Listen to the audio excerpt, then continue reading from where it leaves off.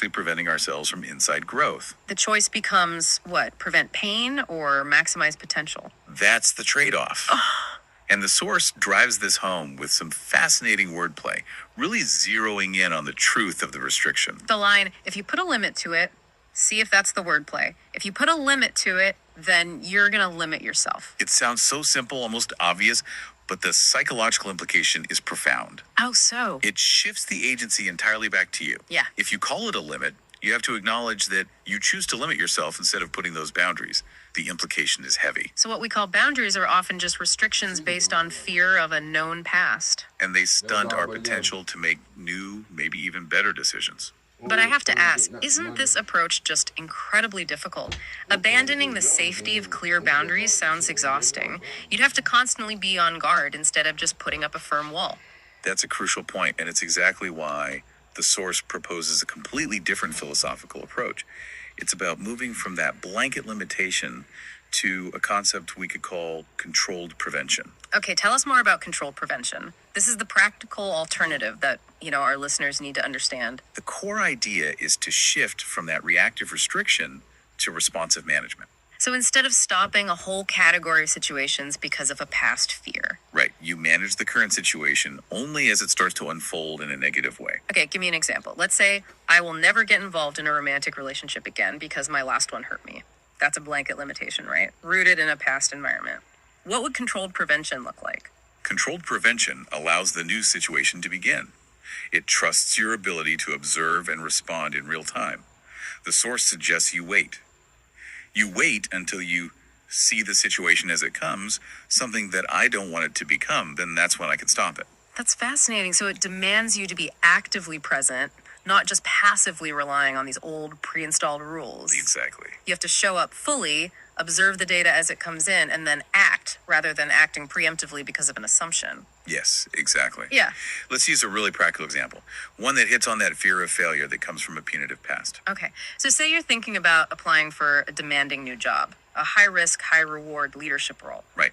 And your boundary, based on past experiences where maybe you were publicly shamed for failing, tells you, limit yourself. Stick to safe, known roles. Don't apply for anything that requires big presentations. That is the subconscious adaptation cycle. The fear creates a rigid limitation. Controlled prevention operates totally differently. It says, apply for the job, but actively monitor the interview process. So the undesirable element isn't the job itself. It might be discovering that the company culture is toxic or punitive. You got it. So you proceed with the risk, because with that risk comes the reward of potential growth. But you stay hypervigilant for the actual signs of danger, not the ghost of danger. You don't stop the application before it starts. I remember the source being very clear on that. Very clear. It says, I'm not going to stop it before it even starts, so I have no idea of whether it could have become yet good or... That is the critical difference, isn't it? If you preemptively restrict yourself from even applying, you guarantee a 0% chance of a positive outcome. You ensure you will never know if that role could have been the best thing for your career. Controlled prevention operates on the belief that your ability to manage a situation in the present is stronger than your need to defend against something that happened in the past. It's an incremental process. It's rooted in current reality, not a blanket restriction from old history. And for you, the learner, this is a highly practical framework. It encourages you to test situations, to allow for the possibility of success, instead of just defaulting to restrictions based on old fears. It's about leaning into uncertainty just long enough to gather objective evidence before you decide an intervention is actually needed. It forces you to audit the reasons for your own resistance. Is this rule protecting me from a clear and present threat, or is it just leftover policy from a hostile environment I don't even inhabit anymore? I do have to push back a little here, though. I mean, some traditional boundaries are necessary. Of course. If a boundary is protecting a core value like, I will not tolerate deceit or disrespect, how does that fit into controlled prevention? The difference is in when you deploy the stop. A limitation based on past deceit might prevent you from trusting anyone new at all. Right, a total shutdown. Controlled prevention maintains the core value. You won't tolerate disrespect, but it allows a new person into your space until the moment disrespect actually manifests. Once that undesirable element is presented, The deceit, the disrespect. that's when you execute the stop. The rule is about the action taken by the other person, not the potential action assumed by your past programming. I see. So it's the difference between a rule that says all new people are dangerous, stay away, and a rule that says this specific behavior, once I see it, results in the end of this interaction. Exactly. One is a preemptive shutdown, the other is a measured, responsive consequence. The first is written by your wounded past self. And the second is enforced by your functional present self. This has been a really challenging and insightful dive into why we set the rules we set for ourselves. Let's quickly summarize the key takeaways. Let's do it. First, we are deeply the product of our environment. Those learned experiences dictate our subconscious decisions, often without us even realizing it. Second, that the traditional idea of boundaries is heavily critiqued here. It suggests that they often function as chosen limitations that stop us from becoming better or making different, maybe more beneficial choices. Right, the word itself can carry the restriction. And finally, the alternative philosophy offered is controlled prevention.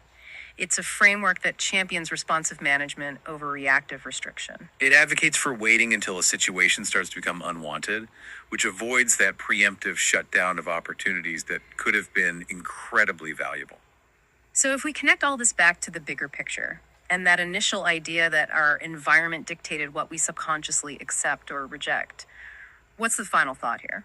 Well, it means we have to ask a pretty profound question of ourselves and the rules we live by. For you, the listener, the key action item here is to conduct a kind of boundary audit. A boundary audit, I like that. Look at your hardest, most rigid rules, the things you tell yourself you'll never do again, and ask yourself, was this rule written by my current safe and powerful self? Or is this rule just a residual adaptation to a struggle that is no longer happening in an environment I've already moved past? It forces you to look at whether you are truly protecting yourself from reality, or if you're just limiting your own potential based on the ghosts of history. All right, so welcome to the deep dive, everybody. Today we're going to be taking a look at something that's both really exciting and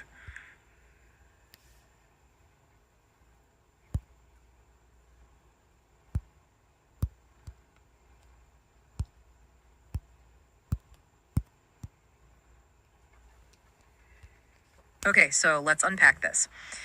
We are about to dive into a concept that, it's pretty much the bedrock of modern self-help, personal boundaries. For years, we've all been told they're absolutely essential. They're